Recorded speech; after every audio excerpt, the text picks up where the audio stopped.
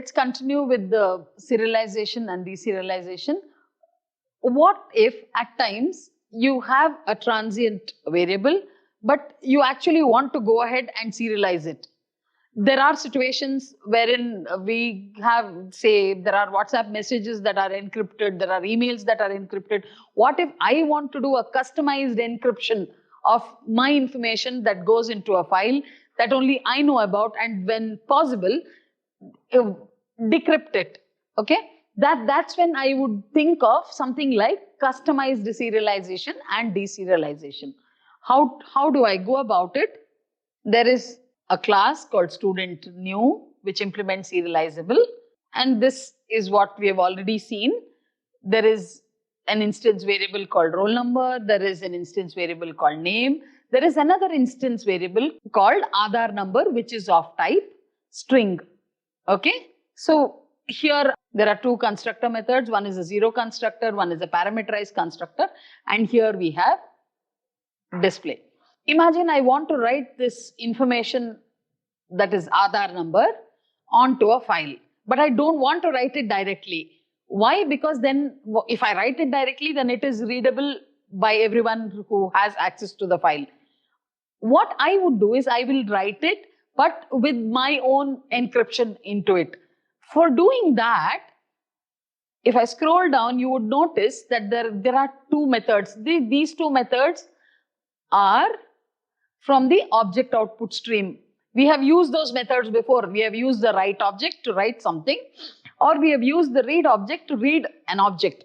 What is happening here is I'm trying to override both the methods, and I'm trying to put in my own logic of encryption before I write, and removing that additional encryption what I have, decrypting and read the method. For that, I will have to call this default write object inside this write object method. I have this default write object there.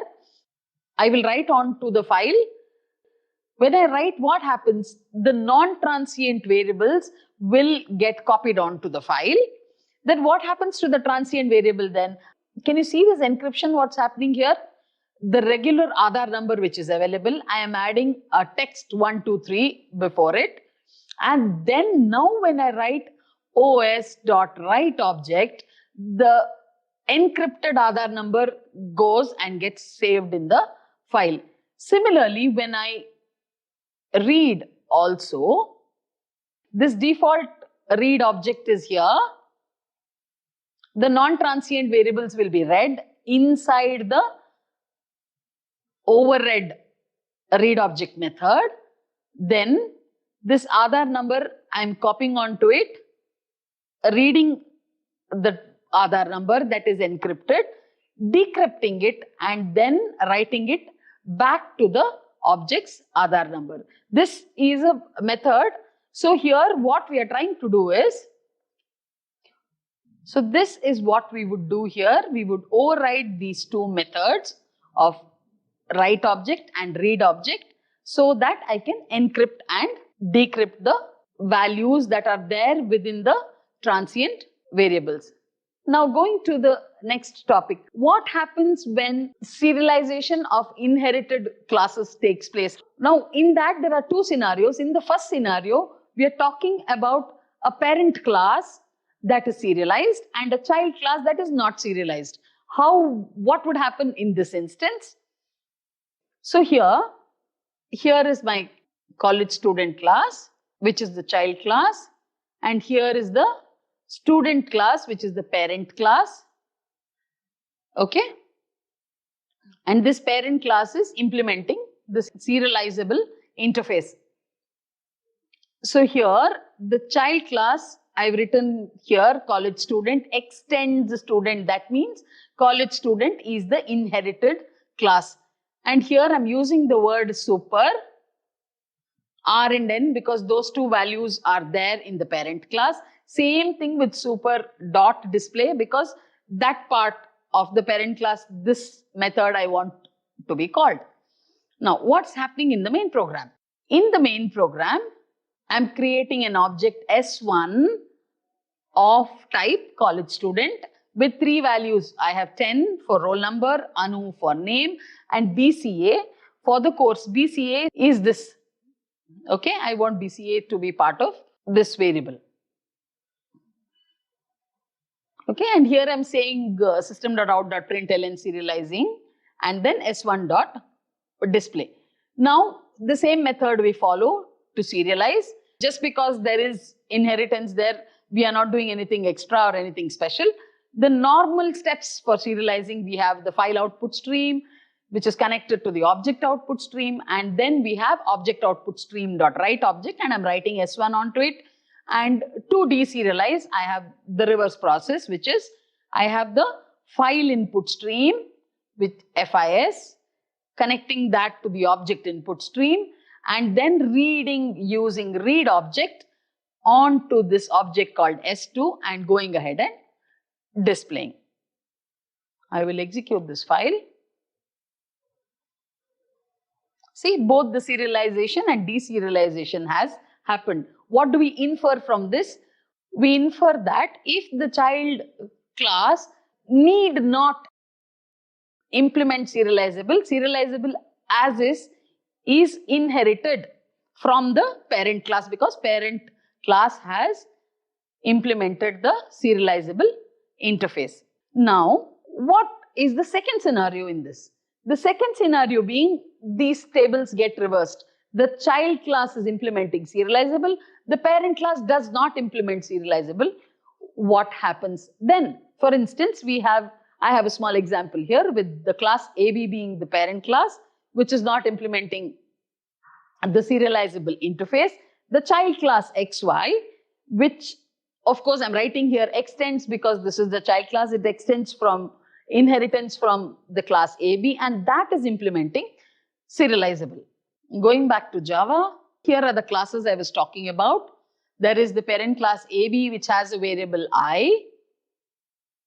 Okay, and there's a small display method. There is a class called XY, which is the child class. I have a variable M here, instance variable, with 20 as the value. Now coming to the main program, I'm creating an object here called object1. And to object1, I'm changing both the values. I'm changing the value of I and changing the value of M. I being the instance variable of the parent class and M being the instance variable of the child class. See here, I had value 10 and M had value 20, which both I am changing. After I changed it, I am trying to serialize now. That means basically speaking, 777 and 888 should get copied on to the inh_1.txt. Does it happen that way? And here, this is the reverse process. Okay, I have the file input stream, the object input stream, and I'm creating an object2, which is what value that I've read from the file inh_1. So when I execute this file, see this was the value 777, which I've given in the main code. But is that getting serialized? Is that value getting copied onto my text file? No, it is not. Why is it showing me 0? Because 0 is the default value the variable had. If you scroll up here, in the default constructor, you can see I equal to 0. That is what is copied onto the file. That means since here the parent class does not implement the serializable interface, okay, any value that is there other than the default value does not get copied onto the file.